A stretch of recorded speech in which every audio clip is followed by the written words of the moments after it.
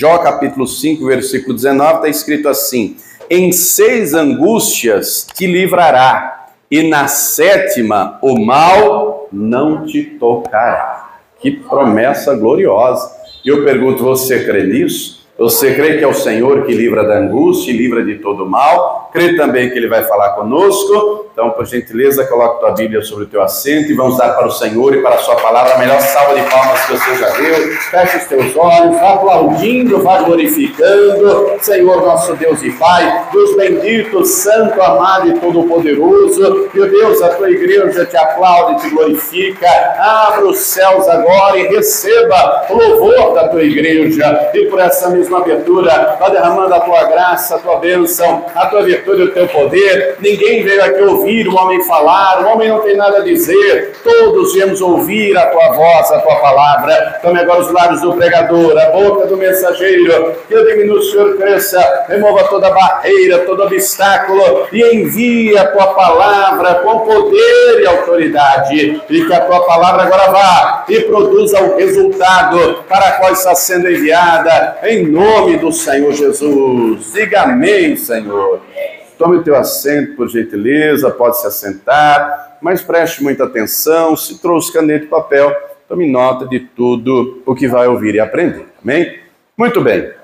O dicionário define angústia como estado de ansiedade, inquietude, sofrimento, tormento, estreiteza, redução de espaço, de tempo, carência, falta.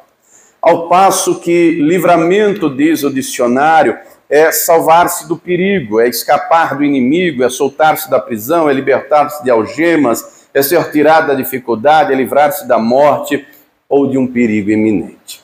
E ao longo da Escritura nós encontramos vários e vários textos que falam tanto de angústia quanto de livramento. Mas antes de prosseguirmos, deixa eu lhe dar um exemplo aqui. Nos nossos dias temos algumas coisas que não havia no tempo bíblico, como por exemplo, celular, eletrodomésticos. E você repara, por exemplo, quando você compra um liquidificador, junto lá na caixa com o produto, vem um negócio escrito chamado manual. O liquidificador, a batedeira, o carro, o celular. É verdade ou não é? E qual é o nosso hábito? Você, quando compra um produto, você já vai ler o manual antes mesmo de ligá-lo? Deixa eu dar uma pesquisada aqui, deixa eu dar uma lida aqui, deixa eu ver como é. A maioria das pessoas tira o produto, já vai usar, e a maioria nem sequer guarda o manual. Coloca, há quem guarde, outro já joga fora logo com a caixa, com tudo. Quando que vai lembrar que existe manual? Quando? Quando dá problema. Quando dá problema, deixa eu ver aqui. Carro deu um problema, deixa eu ver o que o manual diz aqui sobre o câmbio, sobre essa luzinha, que luzinha amarela é essa que acendeu aqui no painel? Ah, o liquidificador emperrou, deixa eu ver. Querido, querida, sabe por que eu estou te dizendo isso? Olha aqui, ó, porque esse aqui é o manual do fabricante. Esse aqui é o manual do ser humano. Diga para a pessoa que está ao teu lado, esse é o nosso manual. Sabe qual é o nosso problema? A gente só lê quando dá defeito. Só lembra quando dá problema, né? A maioria, infelizmente, das pessoas são assim. A maioria são assim, só lembra quando dá problema. Mas Deus, Ele não esquece. Deus, Ele não abandona. Salmo 46, nós vamos passear ao longo da Escritura. Se você for rápido, endereço, vai acompanhando. Se não for tão rápido, vá anotando. Depois em casa, com calma, você confere. Salmo 46, no versículo 1, o salmista diz o seguinte: Deus é o nosso refúgio e fortaleza, socorro bem presente na angústia, tribulação, depende aí da sua tradução. Almeida Revista e Corrigida diz angústia. Deus então é o nosso socorro, Deus então é o nosso refúgio. Se Ele é o socorro e Ele é o refúgio, nós temos que fazer a nossa parte para que Ele faça algo em nosso favor. No Salmo 50, no versículo 15, passe aí uma página, duas, o salmista diz o seguinte, Salmo 50, versículo 15, invoca-me no dia da angústia, e eu te livrarei, e tu me glorificarás. Olha só, a psiquiatria diz que a angústia é um sintoma não é, aparenta ser um sintoma de depressão. Obviamente que nem toda pessoa angustiada vai se tornar depressiva, obviamente, né? Mas se não é tratado e aquilo é prolongado, pode se tornar lá na frente uma depressão. Só que no tempo bíblico, a turma lidava com as mesmas situações que a gente lida hoje, com problemas, com adversidades. E aqui nós encontramos o salmista dizendo: invoca-me no dia da angústia. Você já reparou que tem dia que é maravilhoso? Tem dia assim na sua vida? Tem dia que você acorda bem, tranquilo, descansado. Tem dia que o céu está azul. Tem dia que tudo dá certo. Tem dias maravilhosos na sua vida. Só que a vida não tem só dias bons.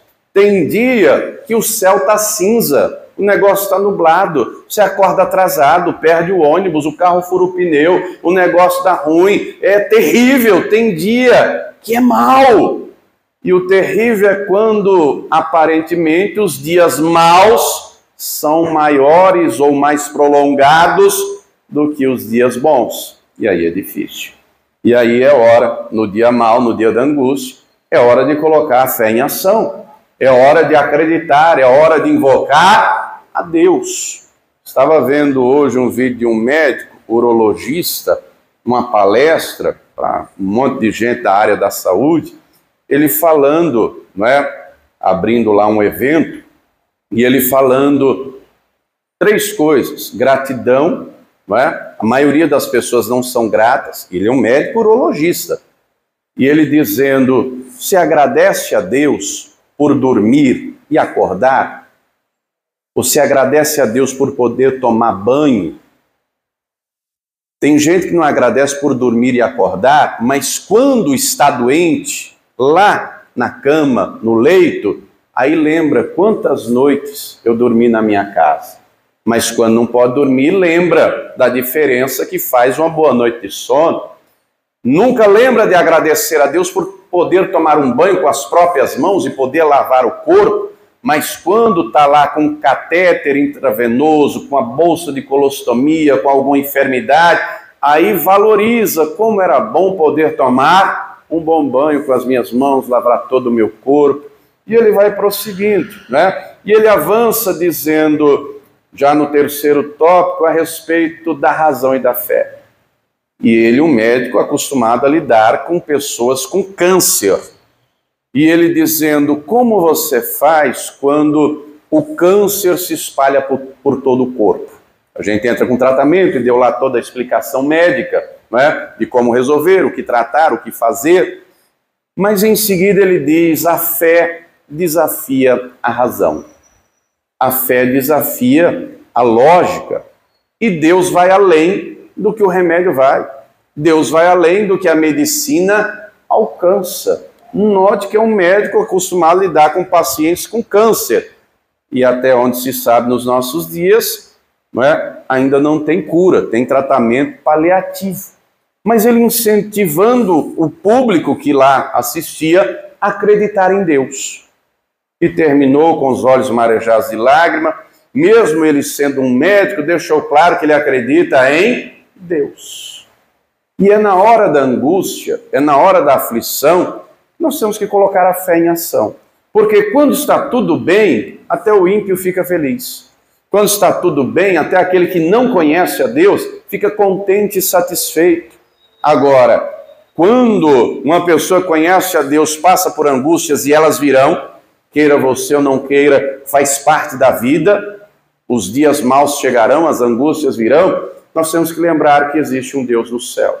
Mas não é só no dia da angústia, obviamente, né? É em todo o tempo. Só que aqui o texto deixa claro, no dia da angústia, não deixe o desespero te dominar. No dia da angústia, não faça besteira. Vivemos em dias em que as pessoas amarram a corda no pescoço. Vivemos em dias em que se jogam embaixo de carro, pulam de pontes. O índice de suicídio é altíssimo.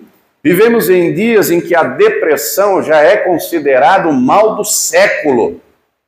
E ela vem por N motivos. No dia da angústia, tem que colocar a fé em ação. No dia da angústia, tem que acreditar. A maioria dos salmos foi escrito por Davi. E a grande maioria em vários momentos de grande angústia. Vai comigo, segundo livro de Samuel, capítulo 22. Davi aqui já é velho, Davi aqui já está à beira da morte, mas ele traz um resumo. E ele diz o seguinte, segundo Samuel, capítulo 22. Eu vou ler do versículo 1 ao versículo 7. Está escrito assim: E falou Davi ao Senhor as palavras deste cântico, no dia em que o Senhor o livrou das mãos de quais inimigos? De um ou de dois? Você encontrou o texto? Segundo o livro de Samuel, capítulo 22, versículo 1. No dia em que o Senhor o livrou das mãos de todos os seus inimigos e das mãos de Saul. Livrou de todos. Continuando. Disse, pois, o Senhor é o meu rochedo e o meu lugar forte e o meu libertador. Deus é o meu rochedo e nele confiarei, o meu escudo e a força da minha salvação e o meu alto retiro e o meu refúgio. Ó meu Salvador, de violência me salvaste. O Senhor, digno de louvor, invoquei e de meus inimigos fiquei livre. Porque me cercaram as ondas de morte, as torrentes de Belial me assombraram, cordas do inferno me cingiram e encontraram-me laços de morte. Estando em que, minha gente? Em angústia. Invoquei ao Senhor e a meu Deus clamei, do seu templo ouviu ele a minha voz e o meu clamor chegou aos seus ouvidos. Note que esse templo aqui não está se falando de templo na terra, porque templo na terra não existia. Nos dias de Davi existia um tabernáculo.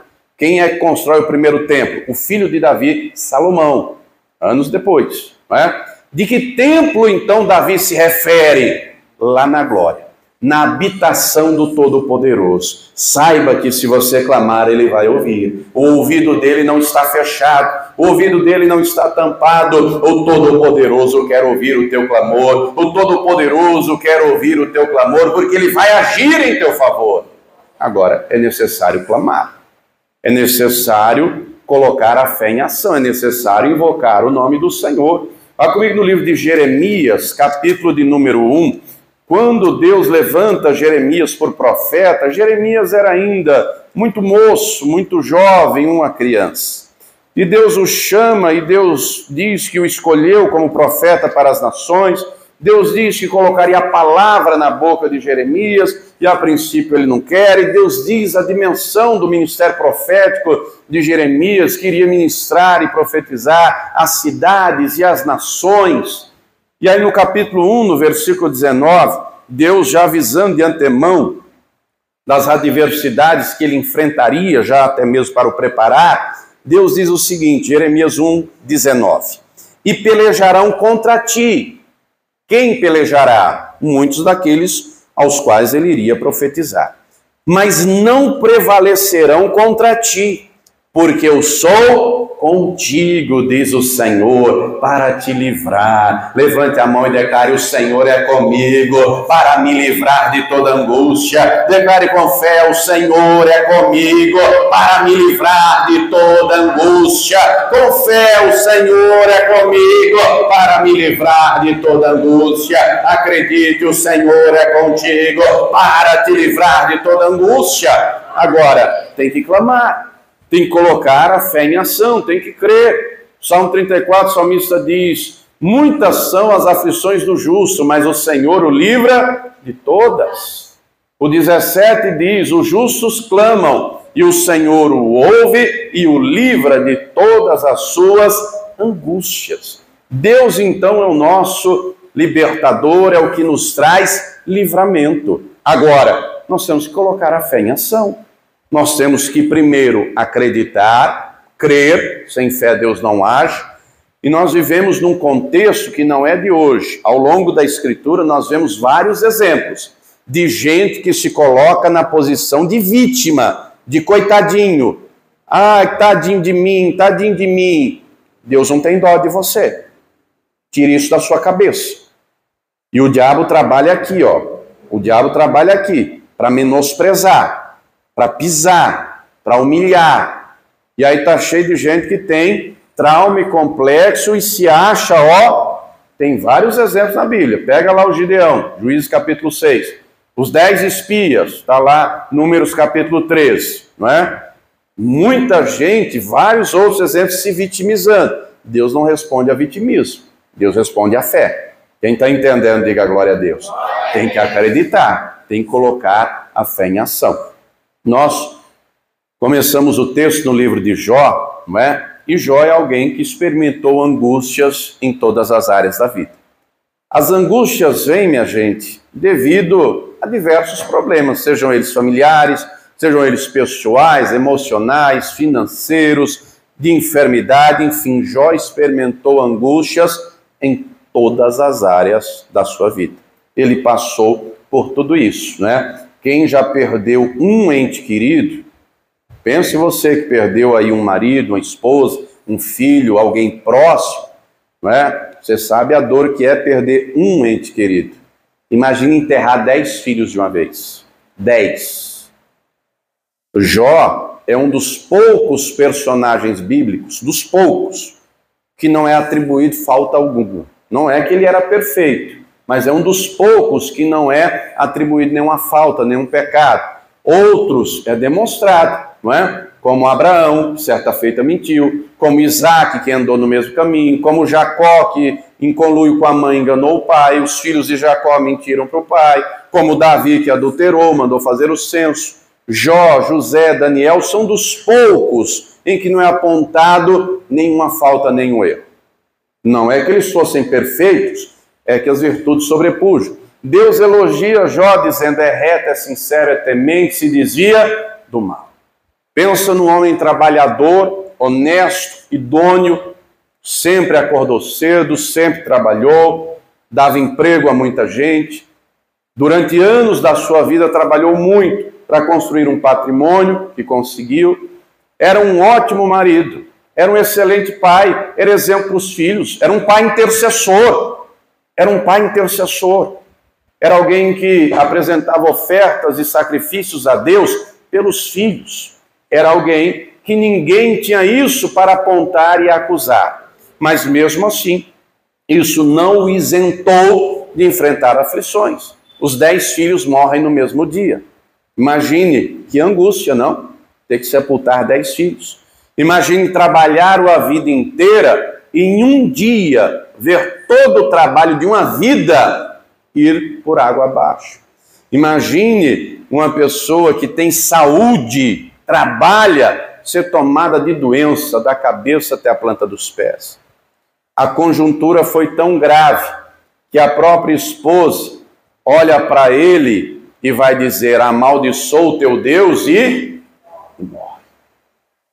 E olha que instantes antes ele havia dito, Deus deu, Deus tomou, bendito seja o nome do Senhor.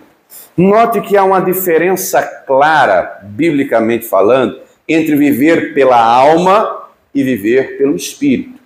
Emoções e sentimentos estão na alma, angústia está na alma, tristeza está na alma. Diga comigo, a fé está no espírito. Diga mais uma vez, a fé está no espírito. A alma dele gemeu ou se gemeu? Leia o livro de Jó. Ele vai dizer, a minha alma tem tédio da vida. Ele não tinha mais prazer em viver. Não havia remédio que o curasse. Não havia tratamento que resolvesse. Não havia meios de sair da falência, da quebradeira. Para piorar e fechar com chave de fenda, ele tem 3 amigos que chegam para visitá-lo. A princípio choram durante 7 dias, porque a dor era muito grande. Mas depois os amigos, ao invés de estenderem a mão, o que os amigos fizeram? Apontaram o dedo. Confesse o teu pecado. O que foi que você aprontou para vir esse tamanho mal sobre a tua vida? Note que Jó não tem um problema ou 2, uma angústia ou 2. Ele está cercado de angústia. Ele está cercado de problema. Ele vai dizer que a alma tem tédio da vida. Ele vai dizer que o couro pegou no osso, está magérrimo. Ele vai dizer que as pálpebras estão negras, ele não dorme mais, ele não tem prazer mais em dormir. A luta é muita. A alma geme. A alma sofre. Mas mesmo assim, capítulo 14 de Jó, capítulo 14, no versículo de número 7, ele vai dizer o seguinte, Jó, capítulo 14, versículo 7, porque há esperança para a árvore, que se for cortada, ainda se renovará, e não cessarão seus renovos. Se envelhecer na terra a sua raiz e morrer o seu tronco no pó, ao cheiro das águas brotará e dará ramos como a planta. Diga para a pessoa que está ao teu lado: a esperança para você, a esperança para a tua família, a esperança para a tua saúde, a esperança para o teu trabalho. Ainda que aos teus olhos pareça não ter jeito, acredite, há um Deus no céu que é todo poderoso, e Ele não está só lá no céu, Ele está aqui na terra também, e Ele quer agir na tua vida, Ele quer operar, Ele quer mudar essa história. Agora, é necessário acreditar, é necessário crer. No capítulo 19, no versículo 25, no auge do sofrimento e da angústia, ele demonstra fé, porque ter fé quando está tudo bem é fácil. O difícil é na hora do aperto, da luta, da angústia, da adversidade. Jó 19, 25, porque eu sei que o meu Redentor vive e que por fim se levantará sobre a terra. Se você tiver uma caneta, grife a expressão eu sei. O eu sei é eu tenho certeza, eu tenho convicção.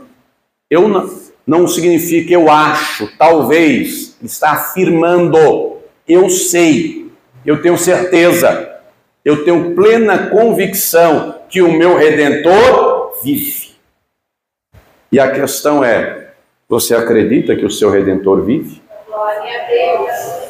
A questão é, você acredita que Ele é poderoso para mudar a tua vida? A questão é, você acredita que Ele quer agir em teu favor? Glória a Deus. Porque, amados, nós vivemos no tempo do fim, preste atenção. O tempo em que vivemos é escatológico. O que foi a causa de todo o sofrimento de Jó? O que foi a causa? Talvez você pode dizer e comentar: o diabo. O diabo agiu debaixo da permissão de Deus. O diabo não faz o que quer do jeito que quer. Compreenda as coisas. É necessário ser adulto no entendimento e criança na malícia, não é? Está cheio de gente que não discerne as coisas e aí cai no conto do vigário do diabo. O Deus desse século está chegando, cegando os olhos do entendimento de muita gente. O diabo agiu, mas debaixo da permissão de Deus. Ô pastor, Deus permitiu toda essa tragédia na vida de Jó? Permitiu. E vai permitir na tua também. Misericórdia, pastor! É. Entenda as coisas. E Deus permite não para o nosso mal. Ele permite para o nosso bem. Ele permite para lapidar a nossa fé. Ele permite para agir na nossa vida. Você já reparou que é nos momentos de aflição que você ora mais? Você já reparou que é nos momentos de angústia que busca mais, que congrega mais, que jejua mais? Pois é. Deus, sabendo dessa realidade, Ele permite as coisas virem para despertar. Deus conhecia o coração de Jó. Deus sabia até onde Jó aguentava. Diga para a pessoa que está do teu lado: aguenta firme. Deus sabe até onde você aguenta, viu? Não desiste não, não pede para sair não, não recua não. Deus sabe até onde você aguenta. O diabo então age debaixo da permissão de Deus. Mas Deus não desampara Jó. O Jó crê. Creu ou não creu? Creu. Você conhece o fim da história. O Jó ficou desamparado? Deus abandonou o Jó? Coisa nenhuma. Deus virou o cativeiro do Jó. Deus restabeleceu a saúde, Deus restabeleceu o casamento, Deus lhe dá 10 filhos, Deus dá o dobro do patrimônio, Deus dá longevidade, 140 anos. O próprio Jó vai dizer: antes eu conhecia de ouvir falar, hoje eu conheço de andar junto. Oh, querido, compreenda o propósito da angústia. Deus permite para você andar lado a lado com Ele, Deus permite para você entrar no esconderijo do Altíssimo, Deus permite para você contemplar a glória e o poder dEle na tua vida, para você contemplar a mão poderosa dEle que te sustenta, para você contemplar a face dEle que resplandece e traz paz e alegria, que traz segurança. Ele é o Todo-Poderoso, você não está só, não está desamparado. Ele agiu na vida do Jó, Ele vai agir na tua vida, Ele vai agir na tua casa, mas creia, faz a tua parte. Note que, do mesmo jeito que Deus permitiu a atuação maligna na vida de Jó, Deus permite a atuação maligna em nossos dias. Você tem percebido como os demônios têm agido aos montes? Você tem percebido isso ou não? Em todas as áreas. Na política nem se fala. No meio artístico, futebolístico, não é? No meio de gente que influencia, no meio das relações comerciais, nas famílias, em todas as áreas. Nós vivemos em dias, preste atenção nisso. No nosso país, e não só aqui, mas em vários outros países, satanismo virou religião. Tem gente cultuando ao diabo. E para você ter a ideia de como está a situação, já tem deputado propondo projeto de lei para proibir pastor evangélico de expulsar demônio, sob o argumento de que, uma vez que satanismo é religião, expulsar demônio é preconceito religioso. E a Constituição não admite preconceito religioso, o arcabouço jurídico não admite preconceito religioso. Note a gravidade e a seriedade dos dias em que vivemos. Num contexto espiritual, muita gente das igrejas por aí estão desanimando da fé. As distrações têm roubado. Os demônios roubam o tempo, seja com um cachorro que late, um menino que chora, coisas pequenas do dia a dia para irritar, para roubar o tempo com Deus. E nós vemos muita gente, infelizmente, que ainda não entendeu a necessidade de viver no Espírito. Porque quando se vive na alma, vou lhe dar um exemplo, pense você consigo mesmo. Já teve dias você não ter vontade de vir ao culto? Pense você consigo mesmo. Eu já tive várias vezes. Não tive vontade de vir ao culto. Já teve dias que você não teve vontade de orar? Eu já, várias vezes. Já teve dia que você não teve vontade de ler a Bíblia? Isso tudo está na alma. Agora, uma pessoa que vive no Espírito, vem ao culto, independente da alma querer ou não querer. Uma pessoa que vive no Espírito ora, independente da vontade da alma. Diga comigo, isso é disciplina espiritual. Não é a alma no comando, é o Espírito no comando. Se você viver pela alma, se você for um cristão almático, ela vai te levar para o buraco. A alma é como uma montanha-russa. Já andou de montanha-russa? Roda gigante? Uma hora está lá em cima, outra hora está lá embaixo. Assim é a alma do ser humano. Uma hora quer abraçar todo mundo, está feliz, contente, sorridente. Outra hora quer matar os outros, outra hora não quer ver ninguém. A alma é assim. A palavra não nos ensina a viver na alma, nos ensina a viver no Espírito. A palavra não nos ensina a viver por aquilo que está diante dos olhos, andar por vista, mas nos ensina a viver pela fé. Jó compreendeu isso e declarou: eu sei que o meu Redentor vive e se levantará sobre a terra. E Deus se levantou e agiu na vida dele. E acredite, o mesmo Deus que agiu na vida do Jó vai agir na tua vida também. Agora, não dê lugar para o inimigo. Não dê lugar, não vacile. Tenha disciplina espiritual, viva no Espírito. Não deu vontade de orar? Ore sem vontade. Não deu vontade de ajoelhar? Ajoelhe. Ô, pastor, se eu ajoelhar eu durmo. Não é? Se eu for orar de joelho antes de deitar, eu durmo. Ore andando. Ô, pastor, mas pode orar de olho aberto? Pode. Ore de olho aberto. Se você acha que vai dormir, está cansado, o cansaço é muito, ore andando. Ore andando.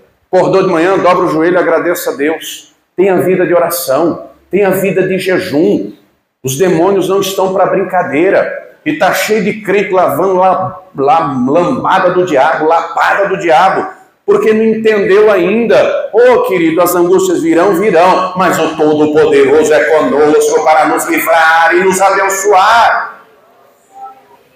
Vá comigo na segunda carta de Paulo aos Coríntios, capítulo de número 1, versículo 9 e 10. Segundo aos Coríntios, capítulo 1.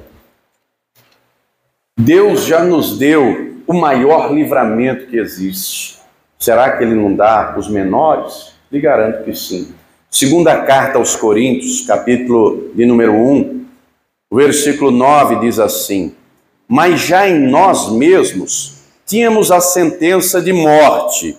Por que Paulo está dizendo isso? Se você tiver uma caneta, anote do lado, Romanos 6, 23. O texto diz que o salário do pecado é a morte. Nós merecemos o inferno, porque nós pecamos, nós erramos, nós falhamos. Deus não erra, Deus não falha. Por isso que graça é favor imerecido.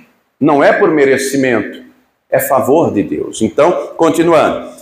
Mas já em nós mesmos tínhamos a sentença de morte, para que não confiássemos em nós, mas Deus, que ressuscita os mortos, o qual nos livrou de tão grande morte e livrará, em quem esperamos também, nos livrará ainda. Vou ler mais uma vez o versículo 10. O qual nos livrou de tão grande morte. Do que ele está falando? Ele está falando do lago de fogo. Ele está falando do inferno. Ele está falando da condenação eterna. Vivemos em dias de gente que já está pregando, dizendo, não se preocupe com o inferno. Deus não manda ninguém para o inferno. Não se preocupe, continue pecando. Continue levando a vida que você quer. Não, querido, o inferno existe. O inferno é real. E Deus quer salvar, Deus quer libertar. Se arrependa enquanto é tempo. Se santifique enquanto é tempo. A misericórdia é hoje.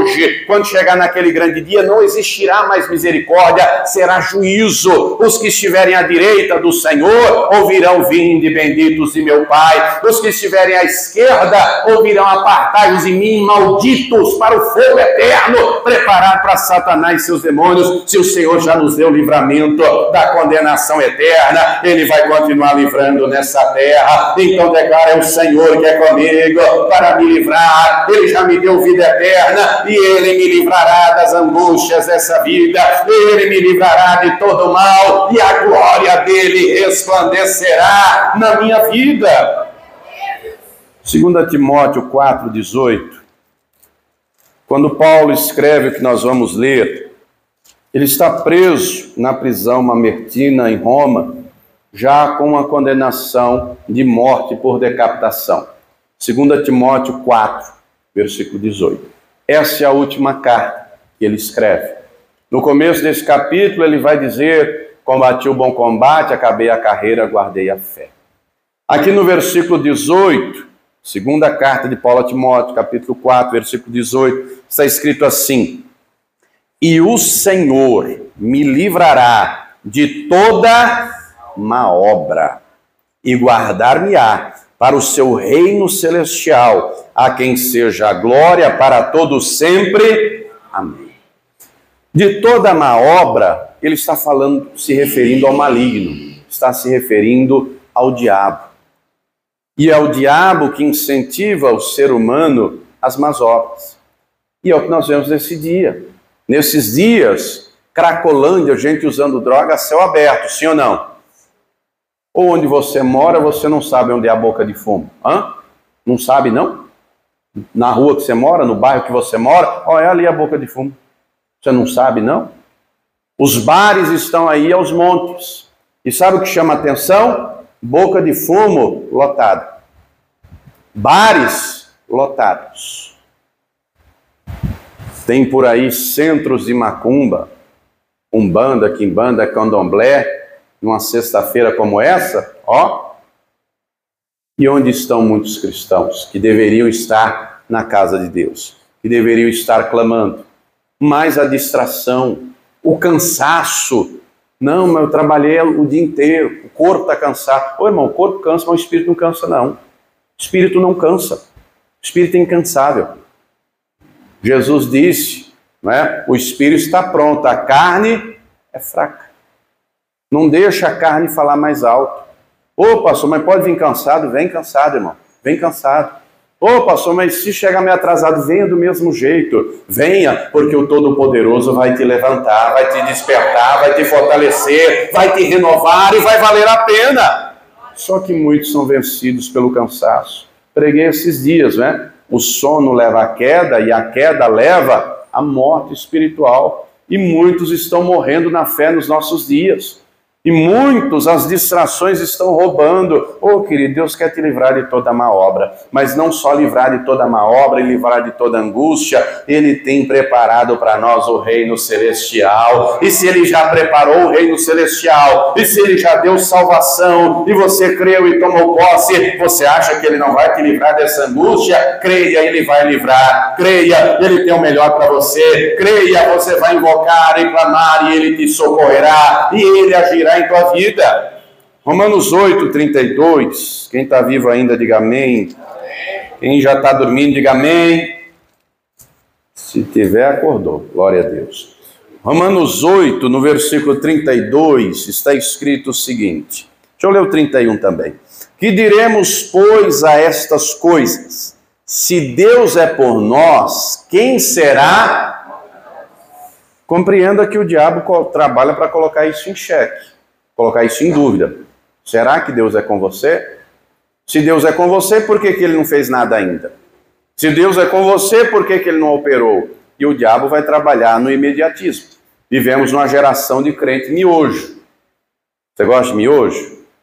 Faça bom proveito. Eu não gosto, não. Por que eu estou falando do miojo? 3 minutos.